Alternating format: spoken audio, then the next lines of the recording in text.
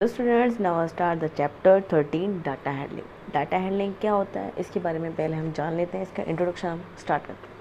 Data collection of facts और number gathered to get some information is called data.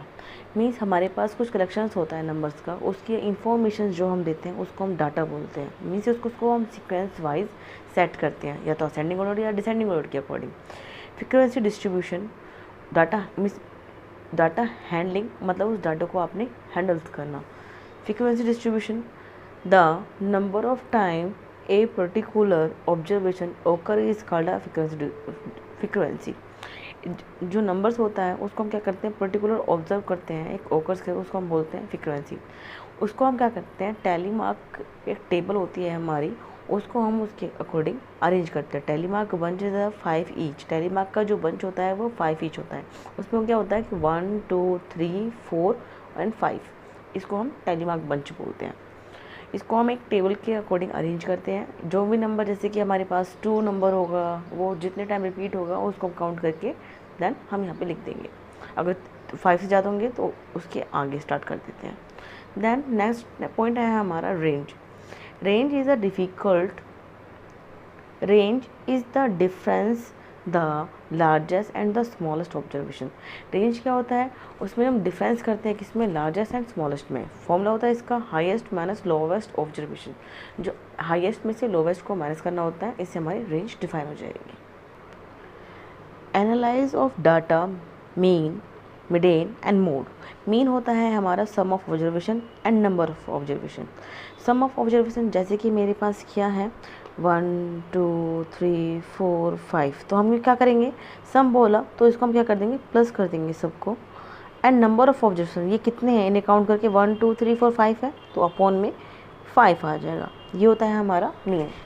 Arithmetic mean of a frequency distribution. Arithmetic mean में क्या होता है कि इसको हम क्या करते हैं, ये शोन करते हैं इसको एन टाइम्स तक, मतलब इसमें हम कितने भी एन टाइम्स तक हम कितने भी नंबर ले सकते हैं।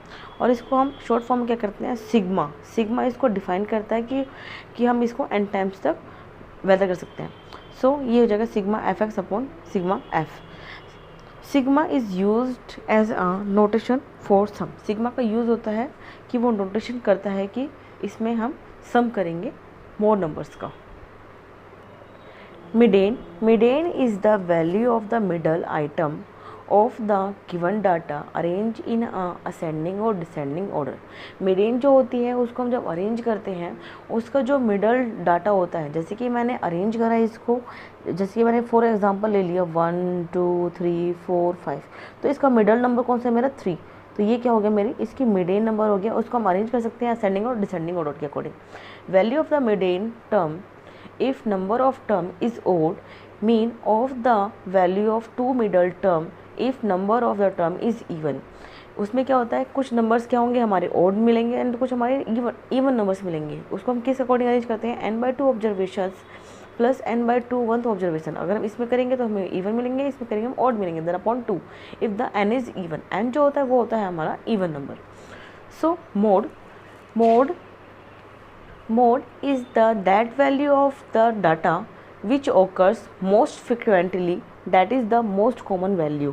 मोड में होता है कि उसमें जो हमारी डाटा होता है उसको ओकर करते हैं हम मोस्ट फ्रिक्वेंटली, मतलब कि जो ज़्यादा यूज़ हो रहा है, और मोस्ट कॉमन वैल्यू, जो मोस्ट कॉमन वैल्यू होती है उसको हम मोड बोलते हैं। मतलब जो ज़्यादा ही बार रिपीट हो रहा हो या ज़्यादा ही बार वो उसकी मोस्ट फ्रिक्वेंसी वैल्यू आ रही हो, वो जो मोस्ट कॉमन वैल्यू आ रही हो, तो उसको हम बोलते हैं मोड।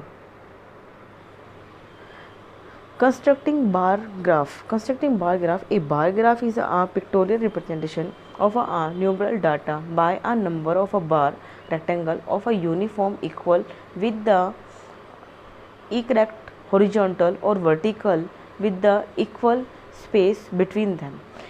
बार ग्राफ जो होता है उसको हम हॉरिजॉन्टली और वर्टिकली हम दोनों तरीके से रिप्रेजेंट कर सकते हैं। अगर क्वेश्चन में जैसे हमसे बोला हो तो ये क्या हो जाएगा हमारा, इसका हॉरिजॉन्टल और ये वर्टिकल। अगर उससे बोला हो उसने वर्टिकल एंड हॉरिजॉन्टल, तो आप उसमें वर्टिकल को नीचे रखोगे और हॉरिजॉन्टल को ऊपर रखोगे, तो ये आपका ग्राफ उल्टा भी बन सकता है। सो मतलब इसको हम 2-3 तरीके से हम इसको ग्राफ बना सकते हैं। Double bar graph involve with the comparison between two sets we get the help of the double bar graph. हमारे पास क्या होगा कि डबल बार ग्राफ बनाने के लिए हमारे पास डबल इक्वेशंस होंगी, तो उसको हम डबल बार ग्राफ के अकॉर्डिंग सॉल्व करेंगे। जैसे कि हमारे पास क्या होगा, जैसे कि ए और बी, ए की वैल्यू हमारी इतनी गई और बी की वैल्यू मेरी कितनी गई, इतनी गई, तो ये हो जाता है मेरा डबल बार ग्राफ। ये होता है मेरा सिंगल बार ग्राफ। जो बार ग्राफ होता है उसको हम सिंगल बार ग्राफ बोलते हैं। इसको हम बोलते हैं जो एक के साथ एक ज्वाइन हो जाता है और इसकी फ्रीक्वेंटली नंबर के अकॉर्डिंग उसको हम सेट करते हैं, इसको हम बोलते हैं डबल बार ग्राफ। प्रोबेबिलिटी क्या होती है, coin has two face, head and tail, when we toss a coin either head और टेल शो। प्रोबेबिलिटी में क्या होता है, एक कॉइन होता है, उसकी हमारे पास जो प्रोबेबिलिटीज़ होती हैं, एक हेड होता है, एक कॉइन होता है, उसको अगर हम उछालें तो हमें नहीं पता होता कि कौन सी प्रोबेबिलिटी आती है, तो उसके अकॉर्डिंग हम उसकी क्या करते हैं, प्रोबेबिलिटीज़ निकालते हैं एक हेड और टेल की। अगर दोनों हेड होंगे तो दोनों हेड की दे सकते हैं, टेल की दे सकते हैं। तो हमारे पास जैसे कि हेड टेल हेड टेल, तो इसकी मतलब मोस्ट कॉमन प्रोबेबिलिटी जो होंगी उसको अकॉर्डिंग हम उसको प्रोबेबिलिटी के अकॉर्डिंग हम उसको सेट कर सकते हैं। बाकी का मैं आपको नेक्स्ट वीडियो में शो करती हूँ। Thank you.